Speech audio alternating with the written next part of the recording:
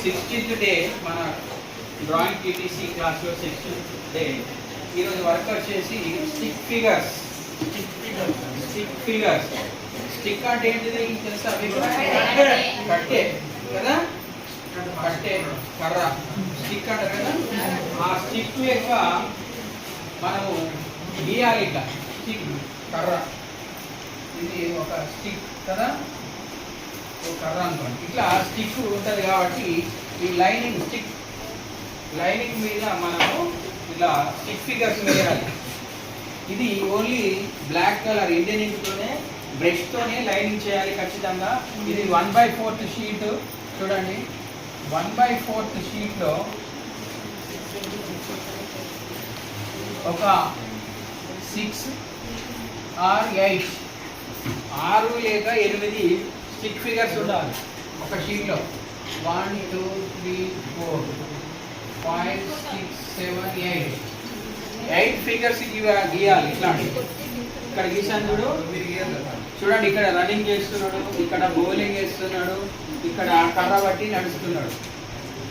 ఇట్లా మీకు నచ్చిన థాట్ నచ్చిన స్టిక్ ఫిగర్స్ వేయండి. ఎందుకంటే క్రికెట్ ఆడినట్టుగా ఒక టీం, తర్వాత స్విమ్మింగ్ చేసినట్టు, లేకపోతే సైక్లింగ్ తొక్కినట్టు, లేకపోతే యోగా చేసినట్టు, యోగాసనాలు ఉంటాయి కదా, 10 ఫిగర్స్. ఇట్లా 10 సూర్య నమస్కారాలు చేసే యోగాసనాలు. అట్లా ఈ స్టిక్ ఫిగర్తోని బ్లాక్ కలర్తో ఫస్ట్ పెన్సిల్తోని షీట్లో మీకు నచ్చిన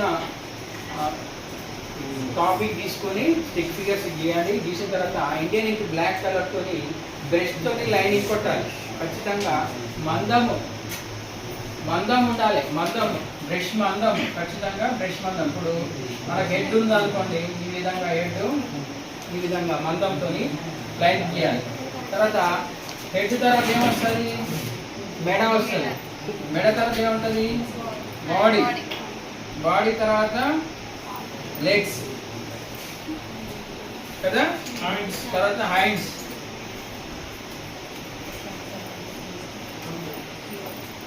ఇట్లా హెడ్, మెడ, తర్వాత బాడీ, లెగ్స్, 2 లెగ్స్, 2 హ్యాండ్స్.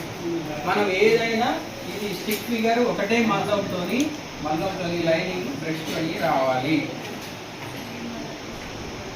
ఏదైనా ఒకటి థాట్ తీసుకొని మీరు చేయండి.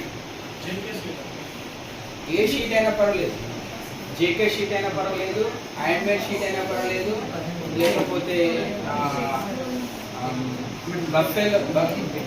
బఫే షీట్ అయినా పర్వాలేదు. బఫే షీట్ కదా, బఫేలో కాదు. ఒకటి ఓకే, ఐడియా వచ్చిందా? రైట్. షీట్లో ఈ విధంగా 1 2 3 4 5 అంటే దీంట్లో 5 స్టిక్ ఫిగర్స్ చేశారు. ఒక్కొక్కటి ఇది వాకింగ్ చేయడము, ఇది హాకీ ఆడడము, ఇది బోనాలు ఎత్తుకోవడము, ఇది కూరగాయలకు వెళ్ళడము, ఇది నెహ్రూ.